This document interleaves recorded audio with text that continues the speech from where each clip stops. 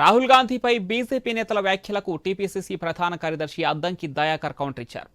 కాబోయే ప్రధాని అనే ఉద్దేశంతోనే రాహుల్ కుటుంబాన్ని కించపరుస్తున్నారని విమర్శించారు. కుల మత రాజకీయం చేస్తున్న బీజేపీ భూస్థాపితం కాక తప్పదని అద్దంకి ఫైర్ అయ్యారు. రాజ్యాంగాన్ని రక్షించేందుకు రాహుల్ గాంధీ పోరాడుతున్న తీరు బీజేపీకి నచ్చడం లేదని, అందుకే కులం గురించి నీచంగా మాట్లాడుతున్నారని మండిపడ్డారు. బీసీ అని చెప్పుకొని ప్రజలను మోసం చేసే 420 పార్టీ బీజేపీ అని అద్దంకి దయాకర్ ఆరోపించారు. రాహుల్ గాంధీ కులం అడుగుతున్న బీజేపీ నాయకులారా, కుల మత రాజకీయాలు చేసే మీకు రాహుల్ గాంధీ కులమేందో తెలియని దుస్థితిలో ఉన్నందుకు ఈరోజు సిగ్గుపడాల్సిన పరిస్థితి వచ్చింది.